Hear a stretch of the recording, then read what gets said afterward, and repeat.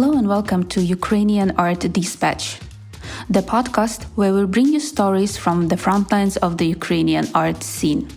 I'm Iya Stepanuk, art journalist based in Lviv, Ukraine, and here with me is Ihor, who runs Olesya Bachynska, an art media project dedicated to Ukrainian art and culture based in Amsterdam. In this episode, Ihor invites us to visit Amsterdam, where one special art project was unveiled at the end of February.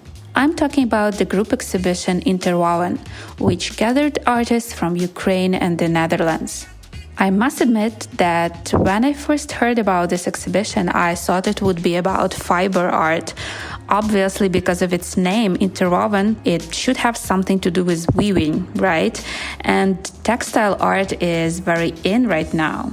However, this project didn't limit itself to a single art medium. Ihor will tell us more in this episode, reporting from the actual grounds of the event. Interwoven was a complex show with many tightly knit stories within one relatively modest exhibition location. So without any further ado, I'm handing the mic to Ihor.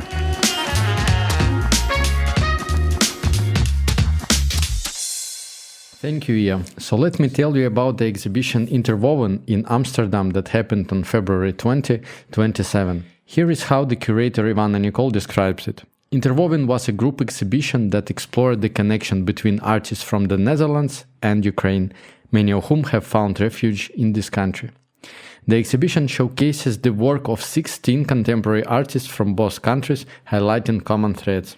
Through the deeply personal artworks and cross-cultural collaborations, Interwoven explores an enriching and challenging ties. It showcases a curated collection of art pieces, including paintings, installations, photography, and audio-visual works. The end of quote. It also had a public program, which included panel discussion about decolonial practices in Ukrainian art, a workshop of net weaving on February 23rd, when the demonstrations dedicated to the third anniversary of full-scale invasion to Ukraine happened, a lecture about the decade of the contemporary Ukrainian art from 2014-2024, and film screening Fragments of Home, directed by Jakob van den Zwan, with a Q&A session, plus tours each day. You may check the website for further information. It will be in the description of this podcast. The location of the exhibition was Vrij Paleis. It is a squat and art space that provides opportunities for artists to exhibit their works. It includes residences for artists, an exhibition space, a black room for photos, and workshops in the basements. It is one of the large number of venues in the Netherlands that support Ukraine. Located at the very center of Amsterdam, just behind the corner from the central Dam Square, it attracts a lot of visitors and random passers-by. From local art lovers to tourists, deliverymen who seem to have a degree in art, Italian businessmen, French dancers, teenagers, and sometimes city madmen, of course. Ivanna-Nikol and the team, Alina Gosh, Katerina Pishchikova, Max Hikm, and myself made the exhibition possible. Since I am a part of the team that created the exhibition, you may expect a commentary from me, but I think it's better to listen to the curator and the artists whom I catched in the basement of the Vrij Paleis at the opening day.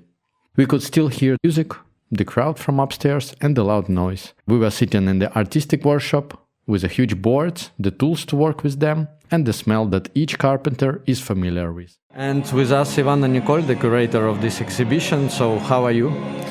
I'm doing good, pretty exhausted. It's the opening day today, and we've done a lot of work with the team, and it's going so well. I haven't expected such a big turnout.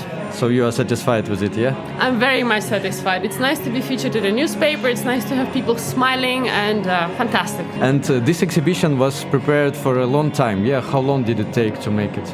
Well, it actually started with you, Ihor, yes. And the idea came from a suggestion that there is a place where they want to talk about Ukrainian culture and Ukrainian art. And then we started building up, I think, end of July, end of July, August, a lot of work. And this exhibition includes 16 artists, so that's pretty a lot. So how did you combine, how did you create this concept of such a big exhibition?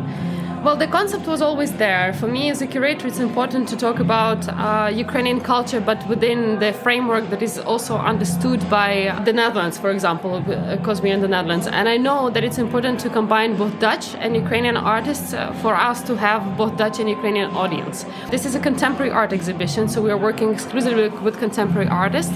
And all the artists we found through our own connections from the team of people who have been working on it. And did your initial idea change throughout the time? Like, did it evolve to something, or it was the same as it was appeared?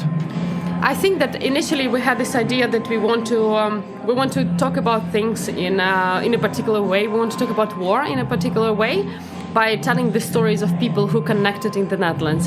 And as we started searching for the artists, as we started learning their stories behind their art, the idea still stood the same, but it grew and it got deeper and it got broader because every story is unique. There is a big program, or just a program, that happens. Tell me more about. I think it is important that there is something happening nearly every day during the exhibition, because the exhibition is only 7 days, and we have curated a program of events where there is going to be an art lecture, a panel discussion. There is a tour guided by one of the team members. Why we did this is to engage people. Amsterdam is a really big city and we want many people to come, but we also want many people to find out about different aspects and segments of what our show is about. We want to talk about Ukrainian culture. We want to talk about the global culture where decolonization, for example, is an important topic. So nearly every day we have something, and everything is on the website. So you created a website where you can see all the works, or how does it work? Yeah, we have a website with an online gallery, because I'm personally really sad that this exhibition is going to be only 7 days. So we want to prolong and we want to tell the stories longer. So we created an online gallery in which people can go and they can click on the picture and read the story behind each of the artworks. And like this, it's gonna remain longer. And there is also good news. We have been offered another venue, so we are hoping to take this exhibition on tour through to the Netherlands, probably to Nijmegen. With us, Natalia Grezina, who also takes part in this exhibition. How are you? How are you doing? I'm fine. Yeah, Did you like the exhibition? Yes, of course. I'm very glad that I'm participating in this exhibition, and very grateful that I was invited. Did you take part in something like that before, like this Ukrainian-Dutch exhibition? Actually, yes. A month ago, I participated in an exhibition here, also in Amsterdam, at exhibition space which called Bouwpoort. And this also was quite a small exhibition, but also about this connection between Dutch and Ukrainians. So this subject is popular, yeah. I think yes, but maybe it's just coincidence, but I think it's very important now, especially such an exhibitions.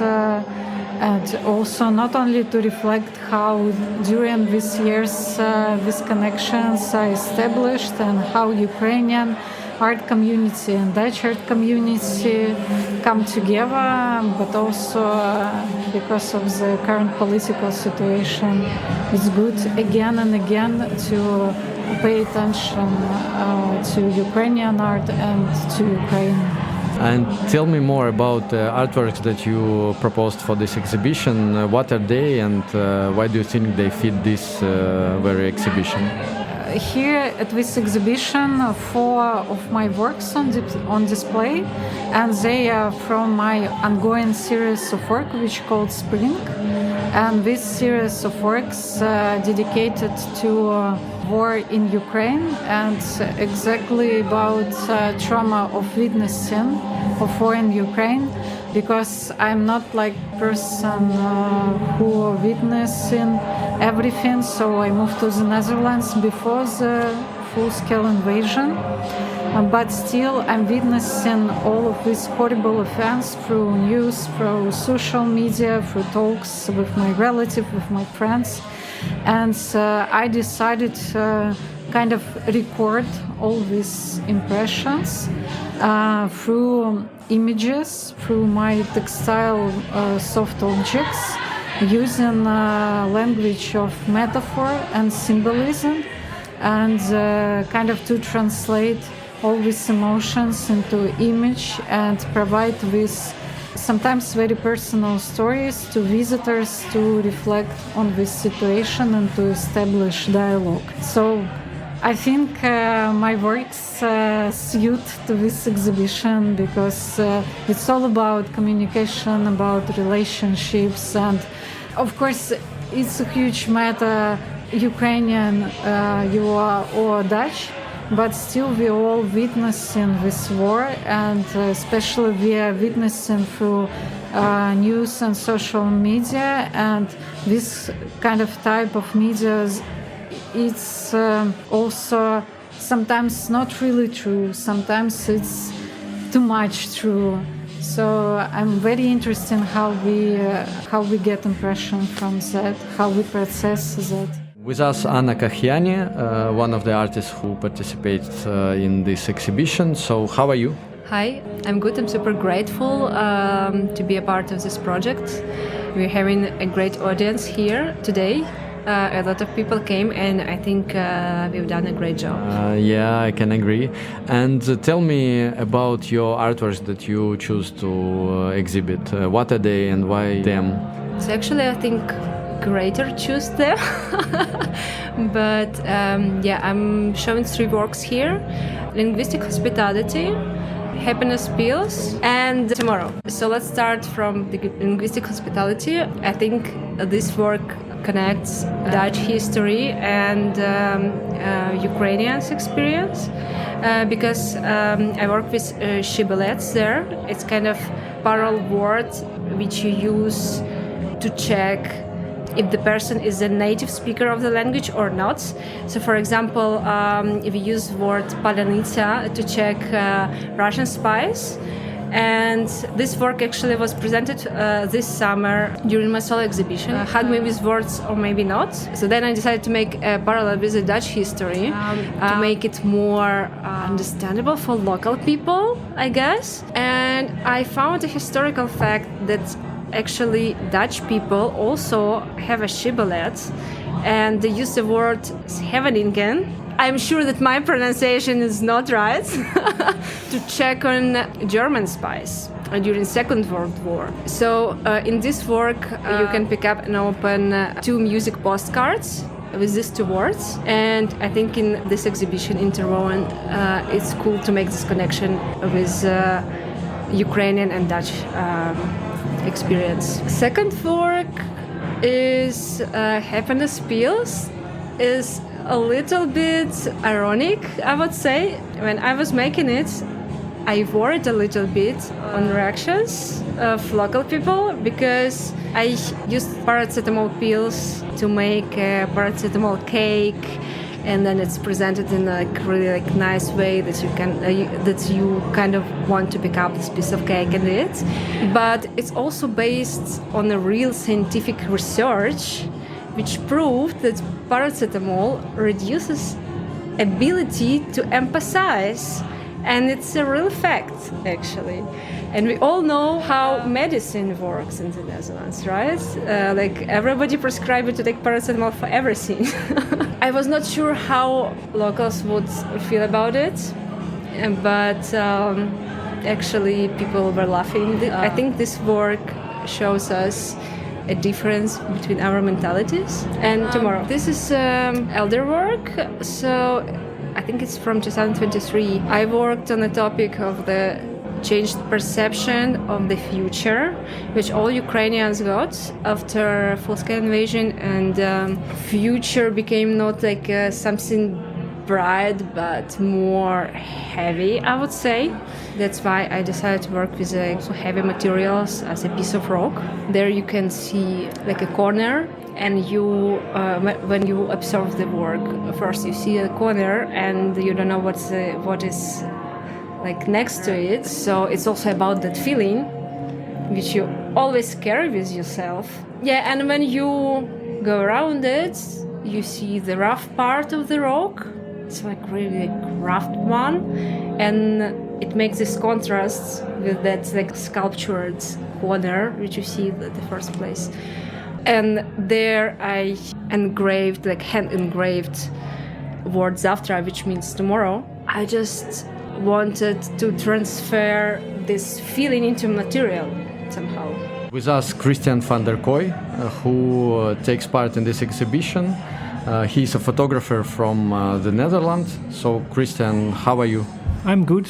I'm intrigued by the audience. We had a full house this evening, and it was very nice to pass the threshold of seeing your works from the screen and from the studio into the real world onto the wall. So yeah, I got some very interesting feedback, so that's good. So tell me more about your works. What are you exhibiting? What I show now is only a very small part of a bigger project I'm working on about the cultural scene in Kharkiv. Today I'm showing pictures I took at Druk. It's a kind of refurbished printing house. Halfway the war they first refurbished the cellar into a bomb shelter, which is officially approved. So this place became, especially because of a couple of people who are running it, became the place to be when you're young and you don't have money and you're curious, where can I exhibit or where can I talk about poetry, where can I learn English, where can I... in this place I decided to show here in Amsterdam in Vrijpaleis, because Vrijpaleis is also founded in an old... squatted and founded in an old building which was first a printing house. Yeah, very good parallel. It's the first time you exhibit in this works or no? Yeah, it's the first time. I'm in the process of digesting and editing and transcribing all the materials I gathered in September and October of last year. The intention is to make a book, but this process is very long. And now this came along because of the third year commemoration of the full-scale war. So I decided to show this now. You told you get some interesting feedback about your works. What was it? Yeah, the works intrigue people because it's a lot of portraits. But when you look a bit closer, these portraits, of course they show the people actually living in Kharkiv. So you see their skin is not so healthy, they're tired, but their eyes are full of fire and energy. So when people approached me, they said, wow, these people are so present and so resonating. How come? Who are they? So I noticed that a couple of portraits already can start the whole conversation about what these people actually mean and do for Kharkiv. As far as I saw in your photo series, there are a lot of photos, and you choose just a few of them, of course, because of the limitations of the exhibition. But yeah, indeed, it was. I had limited space to exhibit, and also limited funding. So I chose. It's all printed on the cheapest poster material to not. To make the money threshold as low as possible. And I chose actually, going through my works, the most diverse events being held there. So there's a professor from university, there's one of the literature slam organizers, there's an actress, there's the guy who's actually running the creative direction of the place. There's a poet, there's a theater play. So yeah, I thought, okay, especially Dutch audience, what would they like to see if they don't know this space?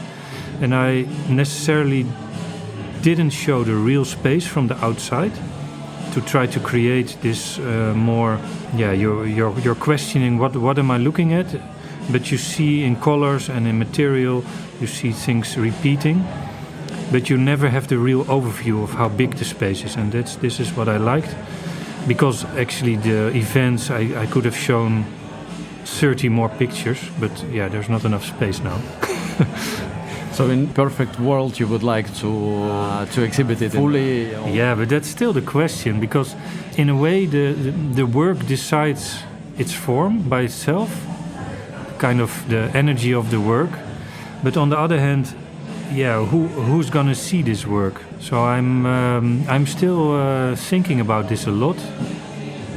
And yeah, it's a combination of writing and printing all these pictures and seeing what happens when you put them on the wall, but because it's also very different if you have them in front of you, like in a book, like flat, or if you look at it from a distance. So that's also one of the experiments I did today. I have 3 sizes, bigger and smaller, also to see what happens with the material itself. How are you going to work with the material further? I actually printed a lot of portraits now, also in different sizes, and I'm making like collages on the wall. And besides that, I'm trying to show the city of Kharkiv, because I also made a lot of street works, so not portraits, and I'm making them in 3D again. It's still sketching a lot. So I actually print a picture of a street scene, but then I rebuild this street scene, very simple, with some carton, and then I re-photograph this again. So then a weird perspective play exists, and that's a bit comes closer to the feeling I had when being in Kharkiv, that you have this bombed out windows and buildings get a very strange perspective because of all the destruction. So in a way I'm trying to recreate it in the studio in small. So I don't know where this will lead. I hope in an installation in a museum, but it's still a work in process. Very nice, thank you. And what's your overall impression of the exhibition? Because there are 16 artists, very different, Ukrainian, and Dutch. What did you like most? What did you find interesting in it? It's a very good question. It's a bit difficult to answer at this moment, because everything is just set up, and the whole feeling of the space with the works, it's not completely settled in my mind yet. But what strikes me is that there are a lot of artworks which need explanation before you see them, or before you understand them. In this case, with this topic, also quite difficult, I must say. Yeah, I don't know. I need more thought, to put more thought in it. Yeah, the balance is there, but you need to really take time to let every artwork come to you.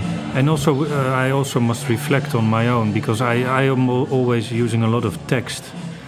And of course, that's such an opening. Who's gonna read this text? So, but I still do it for people to read it at home.